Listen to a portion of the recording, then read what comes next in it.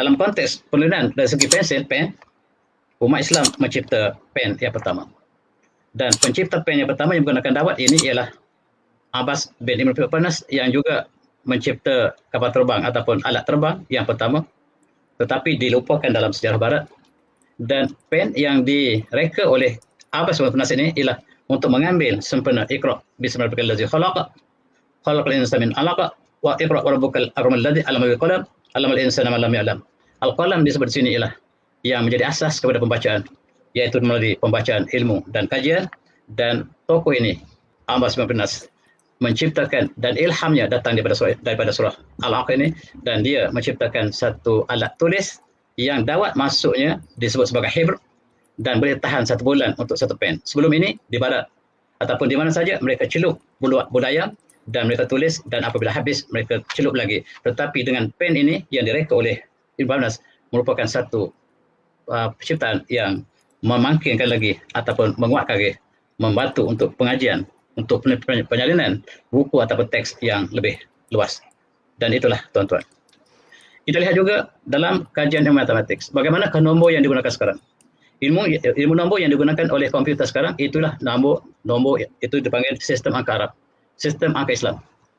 Di situ berbeza dengan nombor yang digunakan oleh seluruh bangsa sebelum ini, ialah dengan menambahkan kosong, sifar yang disebut. Dan Al-Khwarizmi yang mengasas nombor ini berpandukan pada sebuah hadis yang sahih yang bermaksud bahawa apabila seorang hamba dengan ikhlas bermohon kepada Allah satu doa, maka Allah malu untuk membiarkan dia pulang dengan tangan sifar. Dengan sifar inilah yang dimaksudkan dengan hampa dimasukkan sebagai sistem nombor pada kurun yang ke-8 oleh Al-Khwarizmi, dan bermulalah sistem nombor yang kita gunakan sekarang. Meninggalkan sistem nombor Eropah, iaitu nombor Roman yang digunakan sebab mereka tidak ada sistem. Di dalam sistem Islam, kalau 1-1 maksudnya 11. Tetapi dalam sistem barat, 1-1 maksudnya 2. Oleh sebab itu, 1-1 dalam sistem barat maksudnya ialah 2, sedangkan 1-1 dalam sistem Islam ialah 11. Yang digunakan oleh sistem digital komputer ini ialah bersistem daripada algoritma yang diasaskan oleh umat Islam. Tetapi yang saya nak sebutkan di sini ialah bagaimana inspirasi untuk menamakan sifar itu sebagai sifar ialah berdasarkan hadis inilah. Hadis yang kita sebutkan tadi, begitu juga kita lihat dalam konteks ilmu perubatan. Perubatan, banyak hadis yang menyatakan bahawa berubat adalah satu daripada sunnah Rasulullah.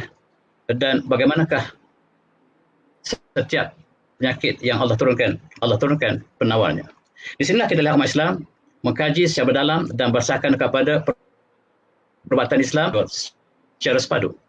Di sini kita lihat alat-alat pembedahan diciptakan oleh ahli Muslim, ahli perubatan Muslim, umpamanya oleh Zahrawi. Pembedahan yang pertama dilakukan oleh umat Islam. Pembedahan seorang wanita yang hamil dibedah berdasarkan kepada teknologi ini dengan diletakkan dalam bentuk bench ini digunakan umat Islam. Pembedahan yang dilakukan untuk wanita bersalin dilakukan sebagai cesarean ini dilakukan oleh Zahrawi, dan inilah satu sejarah pertama pembedahan, tetapi barat tetap barat. Barat mengatakan bahawa yang pertama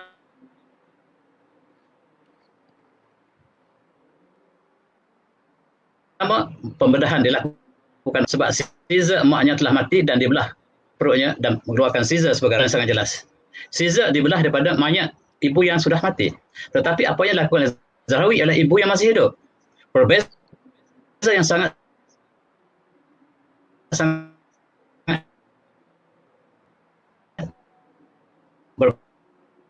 berbeza.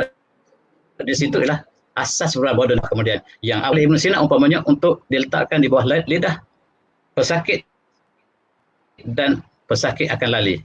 Maka pembedahan dilakukan oleh Ibn Sina, dan Daubinch inilah yang kemudiannya bertukar menjadi kloroform hari ini, tapi sistemnya ataupun maksud matlamatnya lah untuk melalikan pesakit. Daubinch masih kita dapat gunakan sampai sekarang.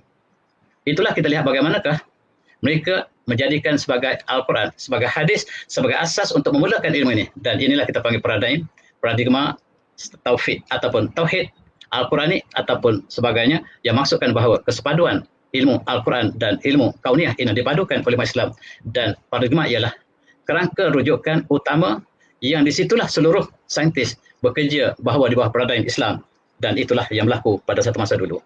Dan tuan-tuan yang saya hormati, kita lihat umat Islam juga dalam kajian falak, sebab dalam Al-Quran banyak menceritakan tentang falak untuk tentang pengiraan waktu solat, takwin dan sebagainya, menerokai satu ilmu yang besar iaitu ilmu falak yang disebutkan berdasarkan kepada Al-Quran. Fi falakin yasbahun. Dan setiap objek itu sedang beredar dalam falak masing-masing. Daripada perkataan falak inilah maka timbulnya satu ilmu yang disebut sebagai falak. Sedangkan di barat ketika itu ada ilmu yang dipanggil sebagai astrologi, ilmu astronomi. Sedangkan dalam astrologi ini ilmu yang bercampur aduk antara kharafat dengan saintifik. Astronomi juga demikian, tetapi umat Islam memurnikan dalam konteks falak, maka dia harus yang dibantu oleh pencerapan dan juga didasarkan pada matematik, pengiraan dan sebagainya, maka ilmu falak telah dimurnikan oleh umat Islam. Dan falak ini diambil pada istilah Al-Quran, fi falakin yasbahun. Apa yang saya sebutkan sini ialah Al-Quran menjadi asas kepada kajian yang dilakukan oleh umat terdahulu, umat Islam terdahulu. Dan inilah kita sebut sebagai asas kerangka jurujukan yang dilakukan oleh Islam. Kita lihat inilah model yang dilakukan oleh Islam. Di sini kita lihat dengan jelas mereka meletakkan bumi di tengah-tengah, dikelilingi oleh bulan, oleh planet-planet lain dan juga oleh matahari. Ini adalah sebagai asas kepada model pertama yang dilakukan oleh Islam. Dan di situ kita lihat jelas bumi adalah bulat dan sphere. Dan ini dinyatakan oleh seorang saintis, umpamanya Abu Wafa bin Aqil. Dia mengatakan seperti berikut, jelas dalam kitab dia, dalam kitab falak dia kata al-ardu ala hay al-qurah ala talwid al-falak. Dan bumi ini bentuknya lah seperti bola yang duduk di atas falak edarannya. Dan disebut bahawa bumi ini berada di tengah-tengah, kemudian dikelilingi oleh falak yang lain, dan inilah sebahagian daripada model yang dibina oleh umat Islam ketika zaman yang sangat awal, ketika Eropah belum ada sebarang model, dan ketika itu Eropah masih percaya dunia ini bulat, dunia ini rata, dan umat Islam telah membuat model yang sangat tepat walaupun ada perubahan sedikit model ini dalam masa yang lebih lewat. Tuan-tuan yang saya hormati, kita lihat Al-Biruni telah mengira menggunakan ilmu trigonometri. Ilmu trigonometri, ilmu yang diasaskan oleh 100% umat Islam. Itu sebab kalau kita belajar matematik, mereka tidak ada sejarah terang tentang trigonometri. Sebab trigonometri ialah ilmu yang diasaskan oleh umat Islam 100%. Tetapi sayang, pembohongan dilakukan Eropah. Mereka mengatakan bahawa trigonometri diasaskan oleh Roger Montanus daripada Jerman. Inilah satu pembohong yang sangat besar yang dilakukan, tetapi semua buku matematik mengiktiraf Roger Montanus sebagai pengasas trigonometri, sedangkan ilmu ini diasaskan oleh umat Islam. Tuan-tuan yang saya hormati, menggunakan ilmu inilah maka pengiraan falak dilakukan oleh umat Islam, termasuklah untuk mengukur berapakah jarak jari bumi.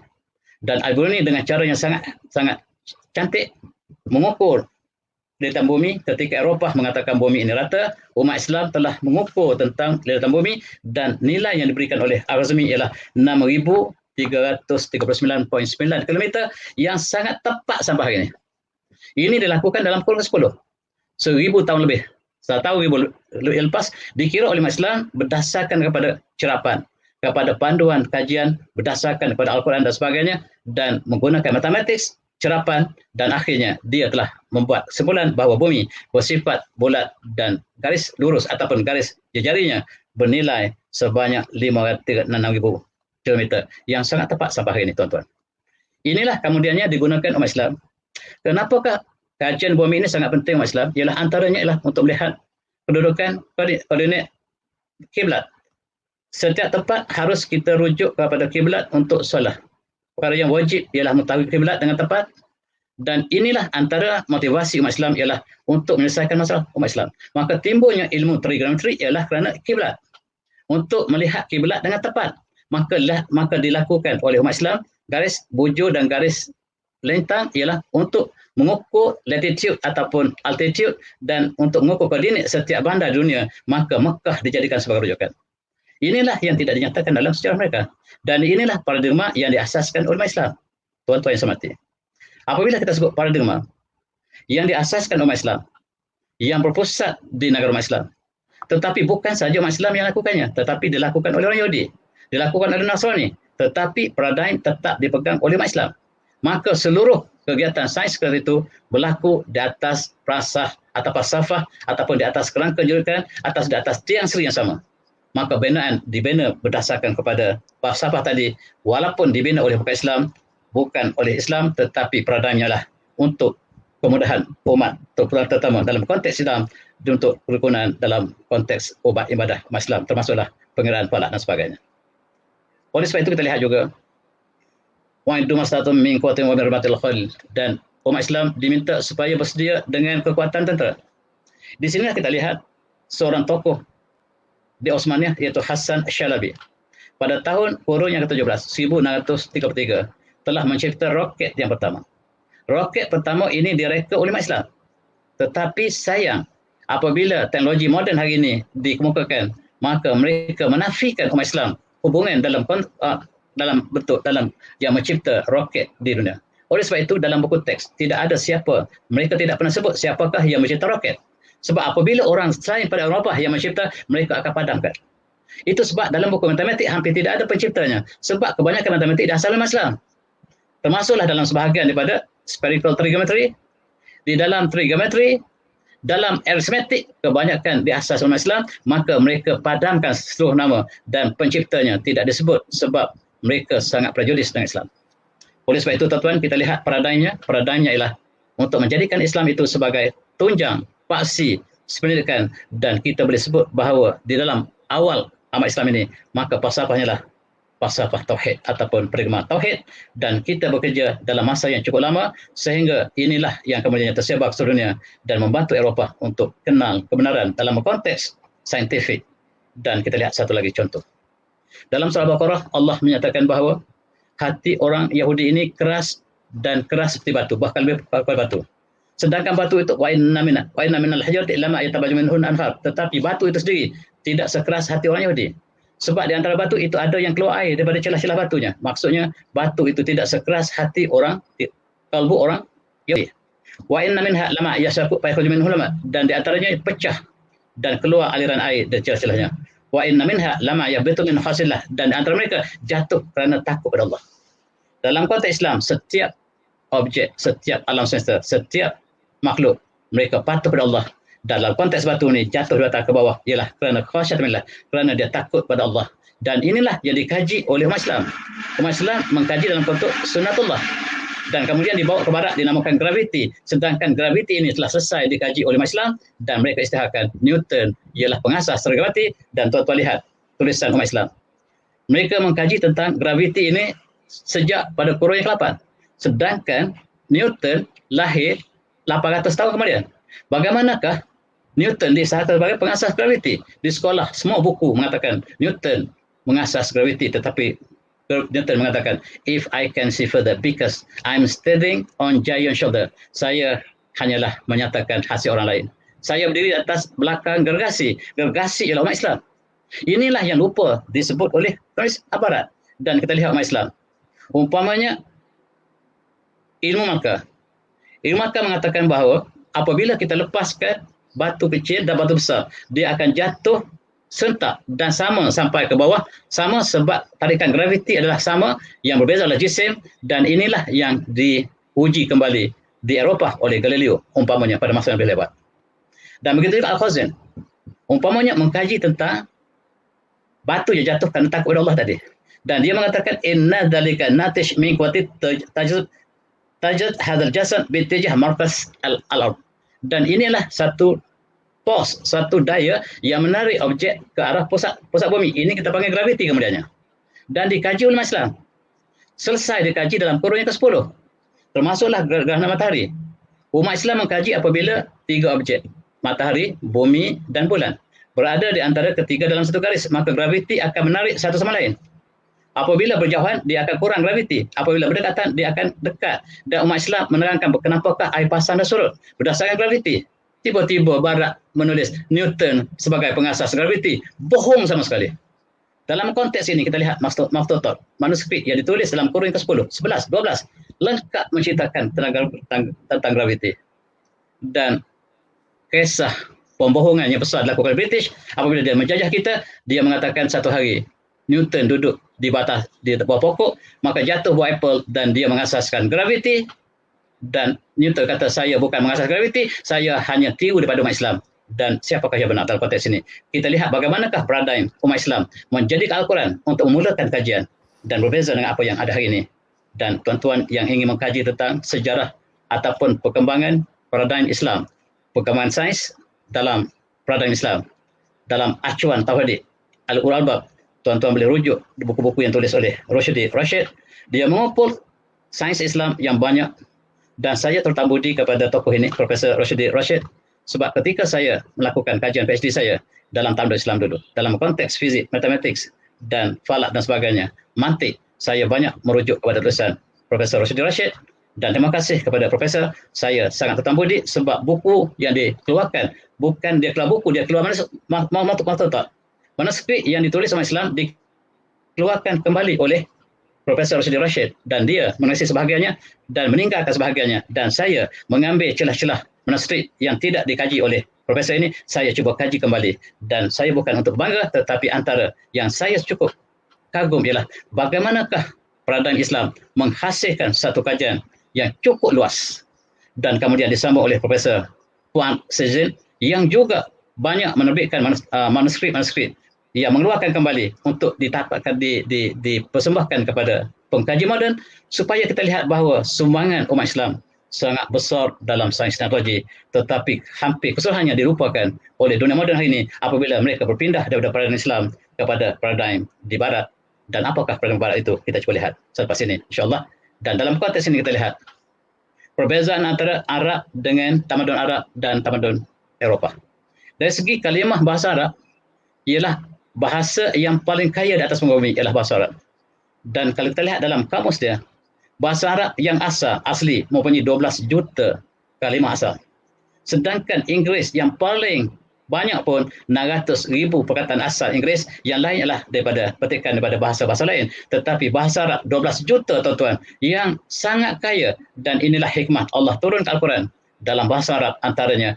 Dan kita lihat bagaimanakah cantiknya bahasa Arab, dan inilah sebahagian daripada sebagai medium untuk perkembangan tamadun Islam yang agung. Itu sebab mereka kadang-kadang menamakan tamadun Arab sebagai paradigm untuk tamadun Islam yang kita maksudkan tadi. Tetapi di sebaliknya ialah kesepaduan di antara firman Allah kepada akli dan akli disatukan dalam paradigma umat Islam, dan itulah sebagai permulaan kepada kajian firman dan ajarkan firman dalam sains moden dan sains yang lampau.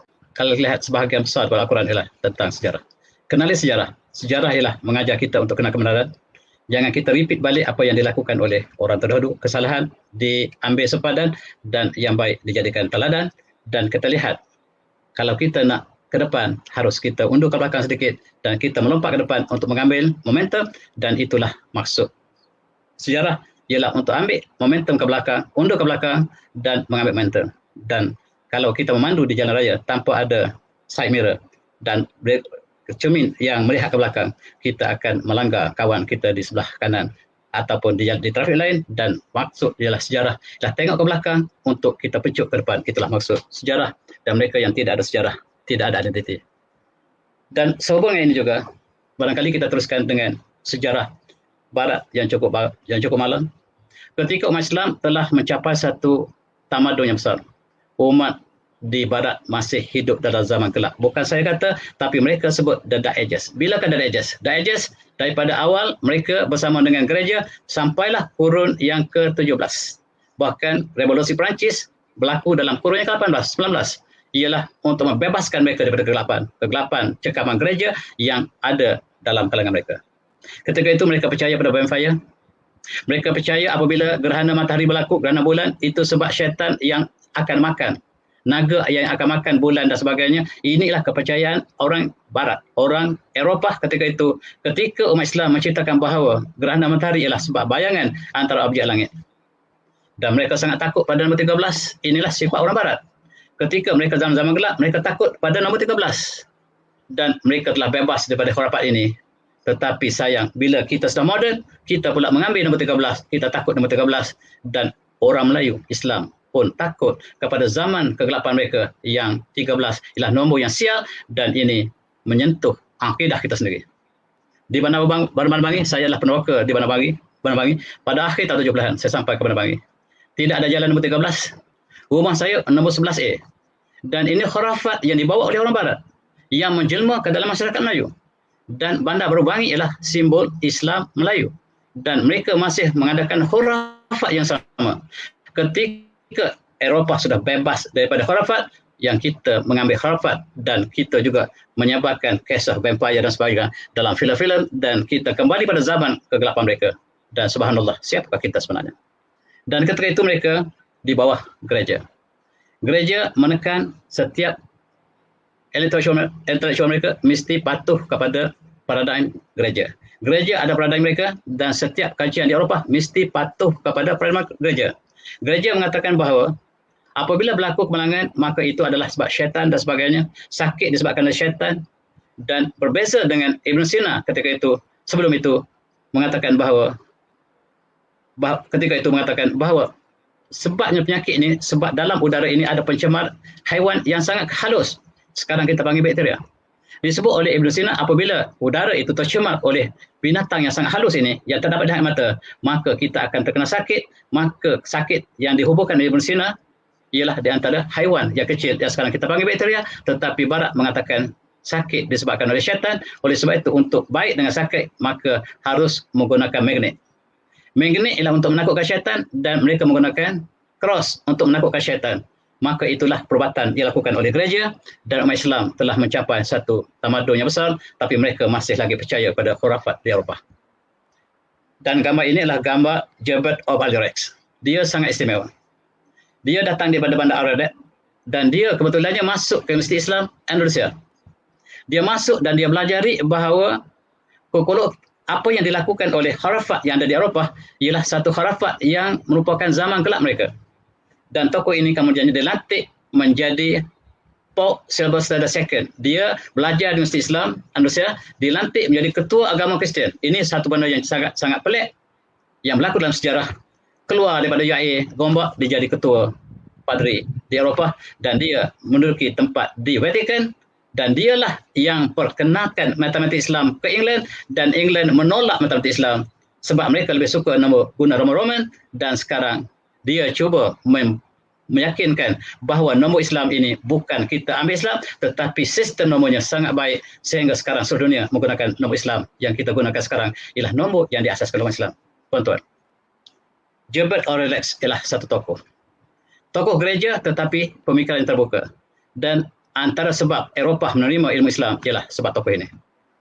Dan Eropah harus berterima kasih kepada orang ini, sebab dialah yang membenarkan umat Islam, ilmu umat Islam dibawa ke Eropah. Dan walaupun gereja sangat curiga, tetapi dia ketua gereja. Ketika dia menjadi ketua gereja, dia membenarkan ilmu Islam masuk ke Eropah, dan sebab kebenaran inilah maka ilmu Islam tersebar ke Eropah. Dan kita lihat yang ketika itu paradigm di Eropah yang dilakukan oleh Islam ialah pemikiran Ibn Rushd. Ibn Rushd dengan Al-Ghazali, dua tokoh besar umat Islam yang bercanggah dari segi pemikiran. Al-Ghazali lebih tumpukan kepada Sufism, tetapi Ibn Rushd kepada kognitif, akal. Dan pandangan Ibn Rushd ialah Allah tidak akan mengutuskan tentang wahyu yang bercanggah dengan akal, sebab akal daripada Allah dan wahyu daripada Allah. Itu pandangan Ibn Rushd. Dan inilah yang mendominan ketika itu paradigm yang ada di Eropah, dan ini sebabnya gereja berada dalam dilema, sebab sebahagian penduduk Eropah telah mula tertarik dengan kumpulan Ibn Rushd. Ibn Rushd membuka universiti pertama dunia di universiti pertama Eropah, Universiti Sorbonne, Paris, Universiti de Paris.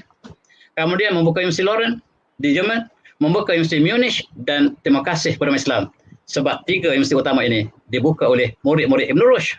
Kemudian selepas dari Leuven, murid Ibn Rushd yang bergerak ke England membuka Universiti Oxford yang pertama dalam kurun yang ke-13, tetapi sayang Oxford menulis sejarahnya, dia dibuka pada tahun 1976. Ini pembohongan yang besar.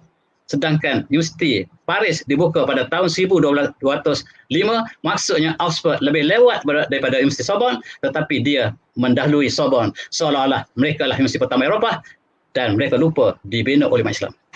Dibina dalam sistem umat Islam itu sebab mereka menggunakan bahasa Arab. Universiti Oxford menggunakan bahasa Arab dalam permulaan kajian mereka, dalam perubatan, dalam matematik, dalam falak. Maka kita lihat bahawa manuskrip ataupun manuskrip umat Islam masih tersimpan di perpustakaan Bodleian, dan mereka ingin menafikan bahawa Universiti Oxford dibina di atas kurikulum Universiti Islam. Dan itu satu perkara yang berlaku, dan mereka daripada vampire, daripada khurafat, mereka mula berfikir dan inilah mengubah pandangan Eropah dan mereka menjadikan Ibn Rushd sebagai idola mereka dan Ibn Rushd dan kawan-kawannya dikenal sebagai Averroism.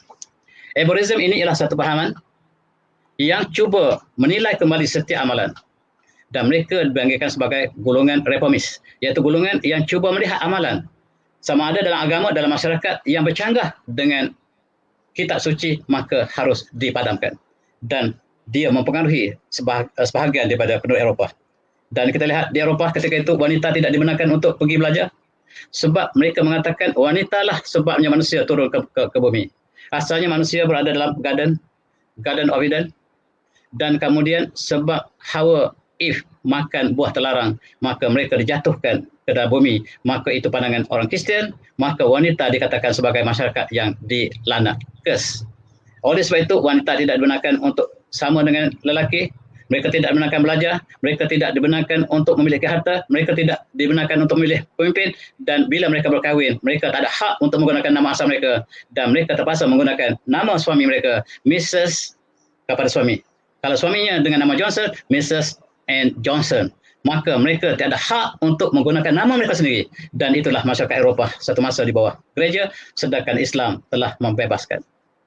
Dalam konteks ini, Islam mengatakan bahawa ia makan buah terlarang itu kedua-duanya. Padallahuma biurud falamma zaqa sajadat badat lahuma sawatuhuma wa tafiqa yasifa min alihuma min warkajana. Dalam ayat surah Baqarah ini, dalam Araf ini, Allah menggambarkan Adam dan Hawa. Dua-duanya makan.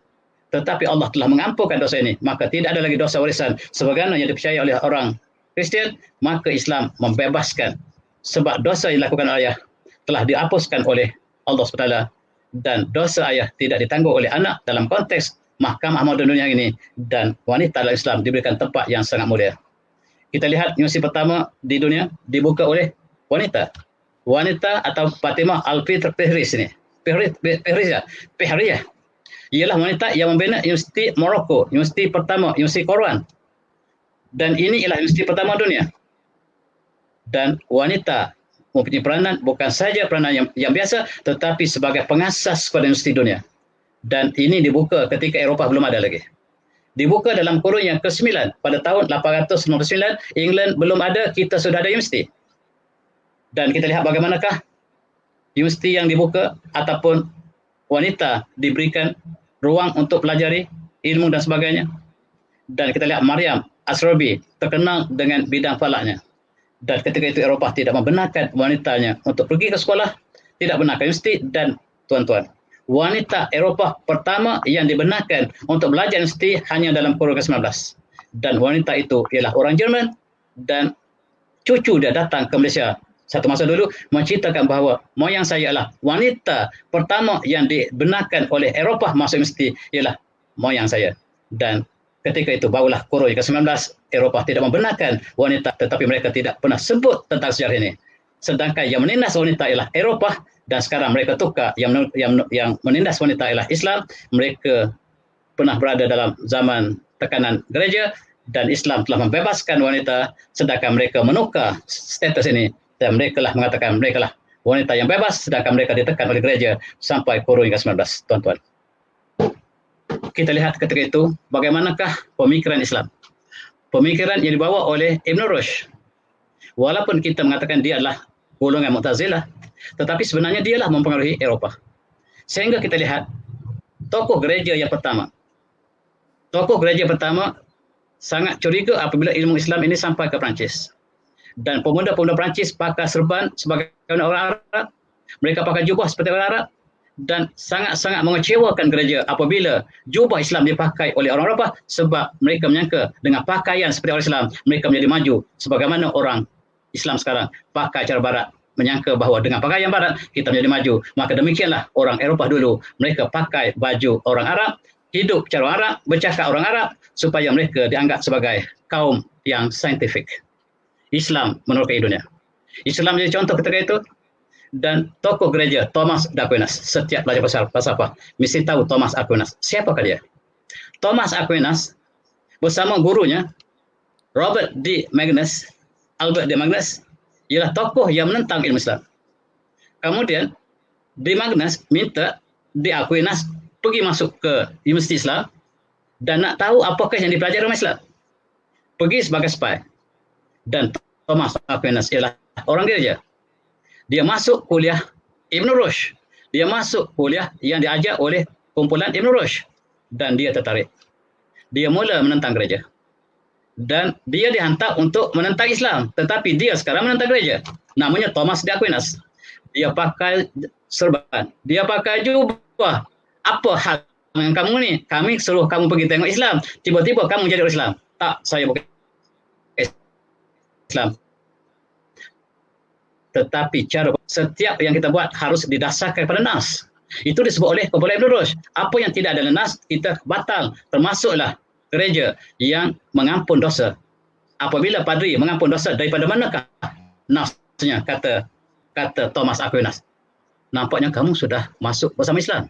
Tidak, saya bukan Islam. Saya hanya untuk menyatakan kebenaran. Tuan-tuan, ini tokoh yang dihantar gereja tetapi dia tak pegang dengan Islam. Inilah tokoh yang kemudian pakai serban, pakai jubah dan dia bercakap Arab, hidup cara Arab dan namanya lah Thomas Aquinas dan dia adalah tokoh gereja yang telah belot dan dialah yang menukar paradigm daripada paradigm gereja kepada satu pandangan yang kita panggil scholasticism. Dan dia sangat tertarik dengan pakaian orang Arab. Ini pakaian orang Arab di Eropah satu masa dulu, pakai serban, dan pemuda-pemuda Eropah pakai serban walaupun mereka bukan Islam, sebab pakai serban ini simbol intelektual. Sebagaimana pemuda Islam sekarang pakai topi terbalik, sama yang dilakukan oleh Eropah, sebab mereka kagum dengan Eropah. Maka satu masa dulu orang Eropah kagum dengan kita, dan kita lihat guru-guru di Andalusia, di universiti kita pakai serban dan pakai jubah, dan itulah yang dipakai oleh Thomas Aquinas sebagai tokoh yang suka kepada cakap cara pemikiran Islam. Termasuklah dan mereka membentuk satu pemikiran yang disebut sebagai scholasticism. Cuba tengok sejarah scholasticism sekarang. Mereka lari pada hakikatnya. Mereka mengatakan bahawa scholasticism ialah untuk mensesuaikan antara pandangan Aristotle dengan pandangan sains moden. Tidak benar. Sebenarnya mereka cuba untuk mengkaji pemikiran Ibn Rushd. Mereka sebut Aristotle. Benar. Ibn Rushd ada sebut tentang Aristotle, tetapi pemikiran ini telah menjadi pemikiran Ibn Rushd, ia dipanggil Ibn Rushd, tetapi dalam sejarah setiap buku yang pelajar falsafah mereka sebut scholasticism ialah untuk sesuaikan antara pandangan Yunani dengan sains moden, dan itulah pembohongan yang dilakukan oleh penulis Eropah, dan sekarang kita lihat apakah yang berlaku di dalam paradigma ini. Dalam paradigma ini mereka cuba pisahkan antara gereja dengan intelektual. Ilmu dengan gereja harus dipisahkan, dan oleh sebab itu Universiti Leuven yang berada di Jerman ditubuhkan oleh umat Islam. Kemudian universiti yang di Madrid juga dibina oleh umat Islam. Dan inilah yang merebak ke seluruh Eropah. Satu demi satu universiti ditubuhkan di atas acuan kurikulum umat Islam. Dan akhirnya mereka menafikan bahawa Universiti Oxford dibina oleh dalam kurikulum Islam. Mereka mengatakan dia adalah kami yang bina, tak ada kena dengan Islam. Mereka berbohong dalam sejarah, tuan-tuan. Dan mari kita lihat sejarah yang benar. Bagaimanakah Martin Luther, tokoh gereja yang sangat penting ketika itu, dia masuk ke dalam Universiti Islam. Dia masuk ke dalam Universiti Islam di Spanyol. Dan dia mula berfikir, sebab amalan gereja ialah untuk mengamalkan dosa, untuk mengampun dosa. Sedangkan dalam kitab suci mereka, tidak ada satu ayat pun yang mengatakan manusia boleh mengampun dosa manusia lain. Dan dia menentang gereja dan mereka mengatakan, cuba tengok Martin Luther, pakai serban, pakai jubah macam Islam, dia sudah Islam. Tidak, kata Martin Luther, saya bukan Islam, cuma saya mengambil pemikiran Islam yang maju. Saya mengatakan, kamu orang yang bodoh, yang tidak berfikir, hanya mendengar satu arahan daripada atas. Sekarang saya nak bebaskan kamu fikir, dan dia dikenal sebagai pembuka ataupun pengasas mazhab Protestan. Mazhab Protestan ini dibuka berada hubungan dengan Ibn Rushd, dengan pemikiran Ibn Rushd, tetapi tak pernah disebut di barat bahawa Martin Luther hampir dibunuh sebab mereka mengatakan Martin Luther adalah seorang Islam, sedangkan dia tidak pernah Islam. Dia hanya tertarik dengan pemikiran orang Arab yang melakukan sesuatu berdasarkan nas. Dan inilah yang memecahkan dua agama Nasara kepada yang asal Katolik ataupun Ortodok dan kepada Protestan yang sedang berkembang sekarang, ialah pemikiran yang dikembangkan di Universiti Islam di gereja di Spanyol yang dibawa oleh Martin Luther dengan pengikut-pengikutnya, sehingganya orang Kristian sendiri tidak pernah tahu bahawa Martin Luther dipengaruhi oleh umat Islam untuk memecahkan mazhab kepada Protestan dan kepada Katolik. Tuan-tuan yang saya hormati, Katolik telah muncul lebih lama, tapi Protestan yang kemudiannya dengan Calviniannya, dengan berbagai-bagai mazhab yang datang kemudian ada hubungan dengan Universiti Islam di Andalusia. Dan yang sangat menarik ialah Martin Luther menentang surat pengampunan. Oleh kerana orang Eropah banyak dosa, maka Paus tidak dapat lagi mengampun setiap orang. Dan Paus telah mengeluarkan surat, siapa yang berdosa ambil surat ini dan saya sudah sign. Dan telah perlu dibayar, maka gereja hidup dengan mewah dengan menjual surat pengampunan dosa. Dan orang banyak berdosa. Pagi mereka lakukan dosa dan petang mereka beri surat dan mereka telah hapus dosa dalam pandangan ini. Ini ditentang oleh Martin Luther bahawa tidak pernah ada nas dalam agama kamu yang manusia boleh mengampunkan manusia. Tunjuk kepada saya satu nas yang manusia boleh ampun manusia. Dan terpecahlah agama Nasara kepada Katolik dan kepada Protestan ketika itu.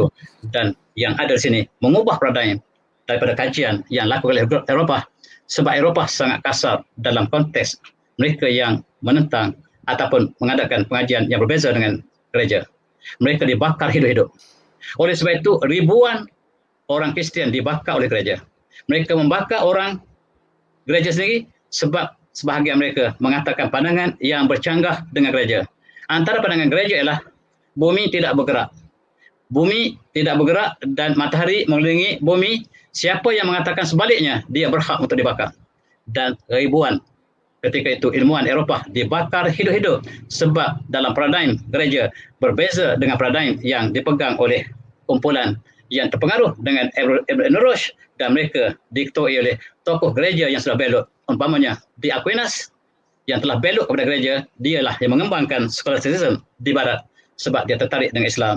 Antara mereka yang terlibat sebagaimana kita sebut dulu ialah Galileo Galilei yang sudah dibawa ke mahkamah mereka sebab mengatakan bahawa bumi mengelilingi matahari dan gereja mengatakan bumi adalah datar dan langit di atas, air di atas, dan bila pintu langit dibuka maka hujan pun turun dan disanggah oleh Galileo dan Galileo hampir-hampir dibakar hidup-hidup tetapi dimaafkan. Inilah gambar-gambar yang menyebabkan paradigma ataupun kerangka kajian ini berubah disebabkan oleh peristiwa-peristiwa yang besar ini mengubah Eropah daripada zaman mereka di bawah gereja.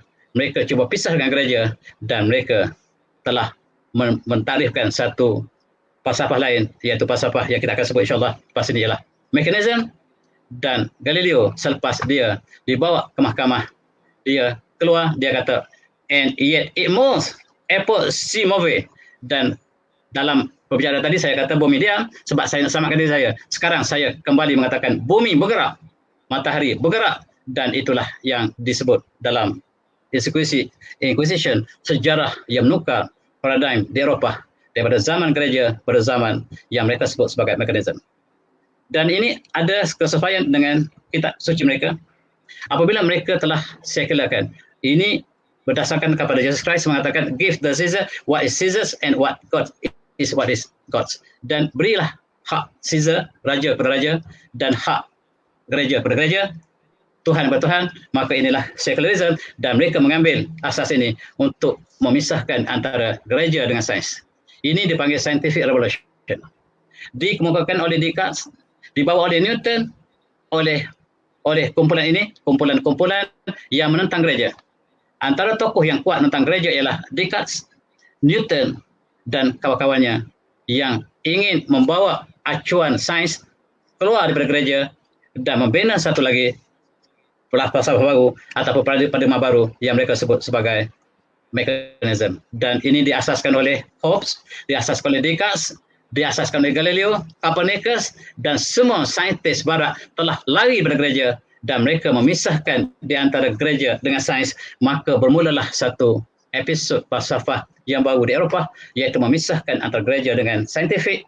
Maka pahaman mekanisme telah mengambil tempat dan mereka mengatakan bahawa alam semesta Allah yang ciptakan, Tuhan yang ciptakan, tetapi selepas diciptakan Allah membiarkan alam semesta berjalan dengan sendiri, maka tidak ada gangguan lagi gereja ke atas pemikiran sains. Dan inilah satu percubaan untuk memisahkan antara gereja dengan saintifik, dan ini kemudiannya berkembang ke seluruh dunia apabila mereka datang ke timur sebagai penjajah.